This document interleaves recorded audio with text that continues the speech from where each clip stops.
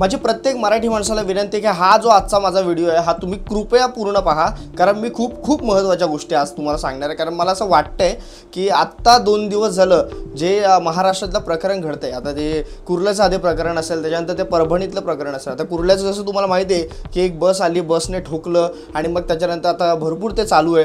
त्याच्यानंतर तीच घटना कुठेतरी शांत होते नाही काय, तर लगेच परभणीमध्ये आपल्या डॉक्टर बाबासाहेब आंबेडकरांच्या पुतळ्याच्या समोरील जे आपले संविधान आहे त्याची विटंबना करण्यात आली आणि विटंबना करणारा कोण तर एक मनोरुग्ण आहे म्हणून असं सांगण्यात आलं आहे। आणि त्याच्यानंतर मित्रांनो खूप दुसऱ्या दिवशी परभणी बंद झालं आणि मग जाळपोळ झाली, तोडफोड झाली। मी मागे व्हिडिओ पण बनवले, तुम्ही व्हिडिओ पाहिला नसेल तो माझा व्हिडिओ नक्की पहा। अत्यंत मनापासून सांगतो, मला कळकळीने तुम्हाला आज मराठी माणसांना सांगायचं आहे की हे खूप महत्त्वाचं आहे। आत्ता निवडणुका येत आहेत महानगरपालिकेच्या, तर मित्रांनो मला असं वाटतं ह्या आता काही गोष्टी घडत आहेत, आता ह्याच्या पुढे ज्या छोट्या गोष्टी देखील घडतील ना त्याला एक राजकीय वळण असणार आहे। तर त्याच्यामुळे मित्रांनो आपण कुठेतरी गाफील राहता कामा नये। निवडणुका जशा येतात तशा आपल्याला माहिती आहे काही वारे वेगळे फिरत असतात, जसे की मराठा समाजाचं आंदोलन असेल किंवा आपल्या दलित बांधवांना भडकवणं असेल, ह्या सगळ्या गोष्टी या निवडणुकीच्या बोलतात ना तोंडावर होत असतात। त्याच्यामुळे मला असं वाटतं की जेव्हा लोकसभेची निवडणूक होती तेव्हा आपण हिंदू आणि मुसलमान ह्या सगळ्या गोष्टी चालू होत्या, आपण पाहिलं असेल तर।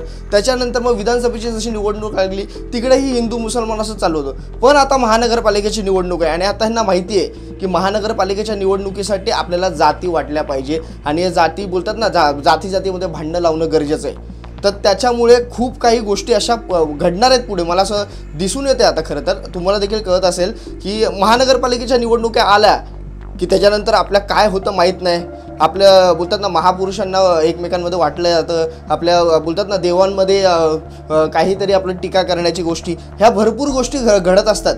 तर त्याच्यामुळे माझं मराठी लोकांना आव्हान आहे की मित्रांनो आपण आपल्या जातीमध्ये अडकू नका। मला कळकळीने तुम्हाला सांगायचं आहे, कारण आज भरपूर जण बोलतील हा मराठाचा आहे, हा चांबाराचा आहे, हा कुंभ्याचा आहे, हा ह्याचा आहे, हा त्याचा आहे। त्याच्यामुळे मित्रांनो कधी बोलतात ना की आज आपण कुठेतरी लोकसभेच्या आणि विधानसभेच्या निवडणुकीला आपण बोलतात ना कधी मराठी म्हणून पाहिलं प्रत्येकाला किंवा बोलतात ना हिंदू म्हणून पाहिलं प्रत्येकाला, आणि त्याच्यानंतर आत्ताची परिस्थिती कदाचित पुढे येऊ शकते अशी की बाबा रे परत आता आपण बोलू की अरे हा मराठा आहे, हा कुंभार आहे, हा चांबार आहे, हा माळी आहे, हा साळी, ह्या सगळ्या गोष्टी होणार आता ह्याच्या पुढे।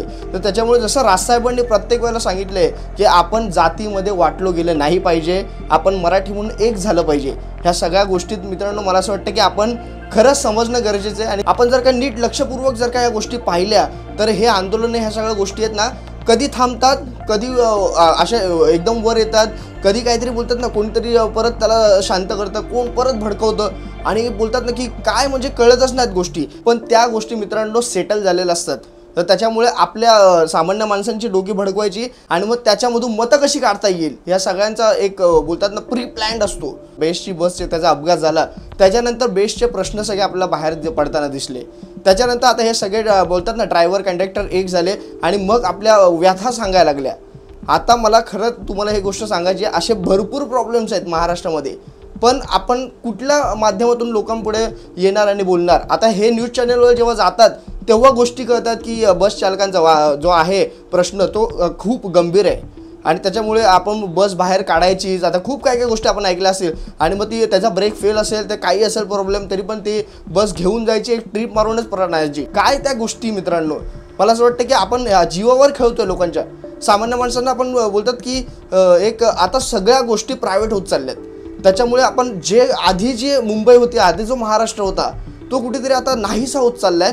तो कुठेतरी आपण बोलतात ना की परप्रांतीयाच्या घशात असंच म्हणता येईल तरी चालेल, कारण सगळ्या गोष्टी प्रायव्हेट होत आहेत। मित्रांनो खरं जर का आपण विचार केला तर आपल्या उठण्यापासून ते बसण्यापर्यंत प्रत्येक गोष्टीमध्ये राजकारण आहे आणि ह्या राजकारणाला आपण खरं तर समजणं गरजेचं आहे। आपण काय करतो, आपण आपल्या सकाळी उठतो, कामावर जातो, रात्री येतो, टी व्हीवर कुठेतरी बघतो, न्यूज बघतो, काहीतरी व्हिडिओज बघतो यूट्यूबवर, असं माझ्यासारखं मी येण्यासारखे काहीतरी बोलतात म्हणून ते ऐकता तुम्ही आणि त्याच्यानंतर हो हो हो हो करतात आणि त्याच्यावर मग काहीतरी गप्पा गोष्टी होतात, कधी प्यायला बसलो की त्याच्यानंतर बोलणं होतं, बस संपला विषय।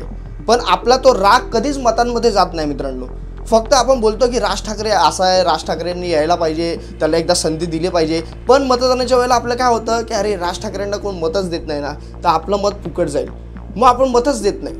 मित्रांनो मला असं वाटतं ना की आपण खरं तर एकजुटीने येणं आता गरजेचं आहे। महानगरपालिकेची आता जी निवडणूक येते त्यासाठी आपल्याला मनसेसाठी एक बोलतात ना पर्याय म्हणून पाहणं आता गरजेचं आहे. कारण मित्रांनो आपल्या सर्वांना माहिती आहे महाराष्ट्रात जर का मराठी टिकवायची असेल तर महाराष्ट्र नवनिर्माण सेना हवीच. कारण महानगरपालिकेवर जर का मित्रांनो कुठला दुसरा पक्ष आला तर त्याच्यानंतर मग महाराष्ट्रातलं मराठी माणसाचं काही खरं नाही. त्याच्यामुळे मला असं वाटतं आपण आता शहाणं होणं गरजेचं आहे. आपल्याला जे आता बोलतात ना की जातीच्या राजकारणात अडकवलं जातं आहे किंवा मग भरपूर काही गोष्टी आहेत त्याच्यामध्ये अडकवलं जातं आहे, त्याच्यामध्ये आपण न अडकता आपण शहाणापणाने विचार करून आपण सगळ्या गोष्टी पाहणं गरजेचं आहे. आणि कुठेतरी बोलतात ना प्रत्येक स्ट्रॅटर्जी असते की ही गोष्ट विसरावी लोकांनी म्हणून ही गोष्ट आणली जाते. प्रत्येक न्यूज चॅनल तुम्ही पाहिलं असेल आणि त्याच्यानंतर ही गोष्ट विसरावी म्हणून त्याच्या घरच्यांना पैसे दिले जातात. आपण खरं तर ह्या गोष्टी विचारला पाहिजे. आपण काय करतो, हा विषय झाला ना की संपला विषय.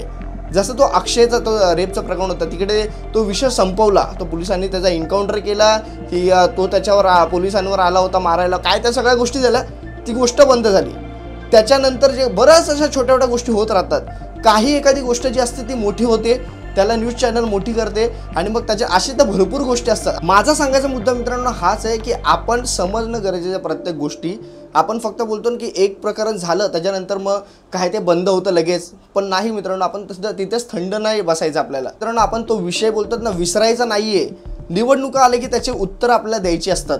आपण काय करतो ती गोष्ट विसरत जातो आणि काय करता मीडिया पण काय करते, एक न्यूज आली की मग दुसरी न्यूज आली नवीन तर मग ती सोडते आणि ही पकडते.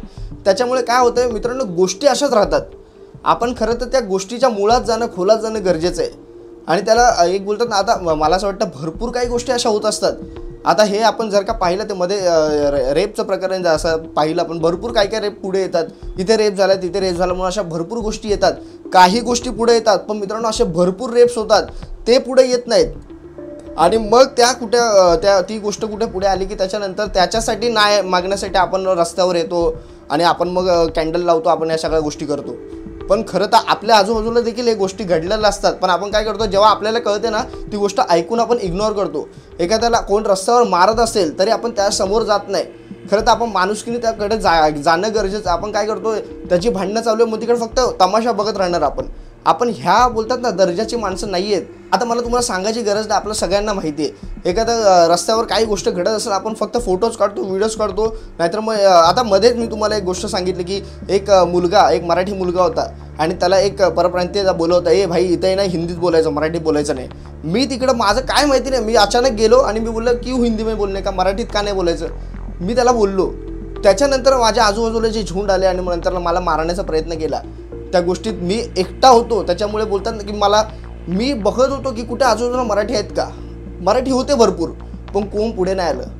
मला एवढं दुःख वाटलं. मला असं वाटलं की खरंच या मराठी लोकांसाठी मी का बोलतोय. हे मराठी लोक असे नव्हते, म्हणजे महाराजांच्या काळातले मराठी हे असे नव्हते. हे आता काय म्हणजे ही परिस्थिती कुठे काय आणून ठेवली आपण. मला खरंच कळत नाही. या गोष्टी आपण कुठेतरी विचार केला पाहिजे. आपल्या मराठी माणसासाठी तरी आपण एकत्र पुढं आलं पाहिजे. रस्त्यावर असे जेव्हा गुन्हे घडतात काही गोष्टी असतात आणि एखादा परप्रांतीय असेल ना, तो परप्रांतीय दुसरा कुठलाही त्या ओळखीचा नसेल तरी जाऊन जातो. पण आपला मराठी माणूस मार खात असेल ना तरी पण आपण व्हिडिओ काढणार किंवा मग इग्नोर करून त्याला पुढे जाणार. मला असं वाटतं ह्या गोष्टीकडे आपण लक्ष देणं गरजेचं आहे. आता जसं मी थोडा विषय भरकटला कारण विषय महत्त्वाचा होता हा, पण मला तुम्हाला हे सांगायचं आता महानगरपालिकेच्या निवडणुका येतात त्याच्यामुळे आपण आता भरपूर काय हे तर आता कुर्ल्याचं प्रकरण असेल किंवा मग परभणीचं प्रकरण असेल, ह्या गोष्टीचं आता हळूहळू बोलतात ना मीडिया हाईप करत जाणार. कारण ह्या ज्या चुका आहेत आजपर्यंत निवडणुकीच्या बोलतात ना त्यांना समोर नाही आणायचं लोकांच्या, ह्या चुकांना पांघरून घालण्यासाठी म्हणून अशी छोटी छोटी प्रकरणं ही भरपूर होत असतात. महाराष्ट्रामध्ये भरपूर प्रकरणं अशी होत आहेत पण ती मोठी केली जातात ह्या मीडियाच्या माध्यमातून कारण लोकांचं ब्रेन वॉश व्हावं. तर त्यासाठी तुम्हाला अत्यंत कळकळीने मी तुम्हाला सांगतो, मराठी म्हणून एकत्र राहा आणि महानगरपालिकेला महाराष्ट्र नवनिर्माण सेना या पक्षामागे मराठी पक्षामागेच खंबीरपणे उभे राहा. बाकी कुठल्याच पक्षामागे जाऊ नका. हिंदुत्व वगैरे सगळं लोकसभेला. आता मराठीचा मुद्दा आहे मित्रांनो, तर मराठीत एकत्र व्हा. कारण ह्यांना माहिती आता मराठी एकत्र आले की त्यात पण मराठींना वेगळं करण्यासाठी जात. तर त्याच्यामुळे या जातीच्या भानगडीत पडू नका.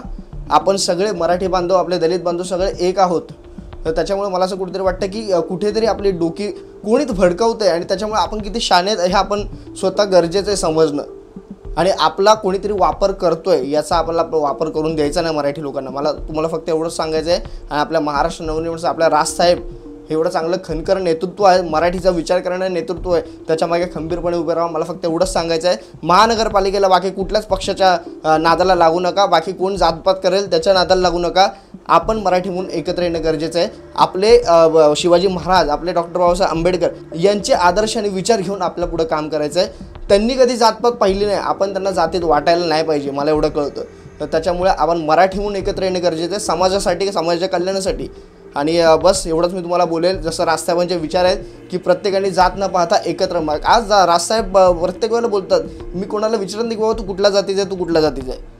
तर त्याच्यामुळे ही जात आणि धर्म मला असं वाटतं बाजूला ठेवून आपण माणूस कसा आहे याचा विचार केलं गरजेचं आहे. आपण लोकसभेच्या वेळेला चला धर्माचा विचार केला, पण मला असं वाटतं ह्या राज्याची जेव्हा निवडणूक येते, महानगरपालिकेची जेव्हा निवडणूक येते, तेव्हा आपण मराठी म्हणून एकत्र असणं गरजेचं आहे. त्यात जातपात नको. आपल्या जाती, आपली बोलतात ना, आपल्या प्रत्येक जातीची एक वेगळी खाद्य संस्कृती, ती मला असं वाटतं आपण त्याच्यामध्ये कॉम्पिटिशन केलं पाहिजे.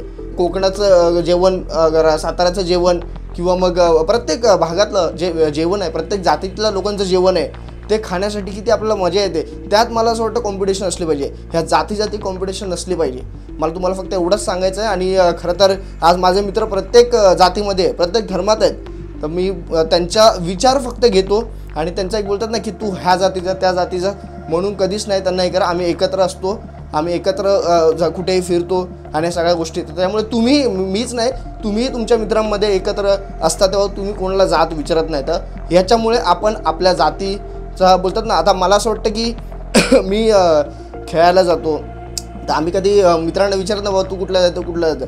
माझा लहानपणीपासूनचे मित्र असतील त्यांना मला माहिती नव्हतं की ह्याची आणि माझी जात एकच आहे. पण कधी काही गोष्टी येतात समोर तेव्हा होतात गोष्टी. नाहीतर मग कधी होतं जेव्हा हे असे प्रकरण घडतात, या दलितांचं आणि मराठ्यांचं काय होतं, त्याच्यानंतर मग जात आपल्याला कळते. तर मला असं वाटतं हे जे आहे ना, आपण त्याच्यावर लक्ष दिलं पाहिजे. आणि जात न बघता आपण मित्र म्हणून एका डब्यात खातो ना, जेव्हा दुपारचे लंच होतो किंवा दुपारचा शाळेमध्ये टिफिन आपण एकत्र खातो ना, तेव्हा आपण पाहत नाही ना जात. तर आपण, मला असं वाटतं की ही जात आपण पाहिली नाही पाहिजे आणि मराठी म्हणून एकत्र आलं पाहिजे. आणि राजसाहेबांच्या मागे खंबीरपणे उभं राहिलं पाहिजे मराठी म्हणून, कारण तो माणूस मराठीचा विचार करतोय. बस मला तुम्हाला एवढंच सांगायचं आहे, तुम्ही जागृत आहात, सुज्ञ आहात, मला माहिती आहे. आणि बस राजसाहेबांच्या मागे असंच खंबीरपणे उभे राहा. महानगरपालिकेची निवडणूक येते, सुज्ञ राहा. हे आपल्या राजकारण आता मला असं वाटतं प्रत्येकाला कळतंय. तर त्याच्यामुळे तुम्ही हुशार आहात, तुम्हाला सांगायची गरज नाही. तुर्तास थांबतो. जय हिंद, जय महाराष्ट्र.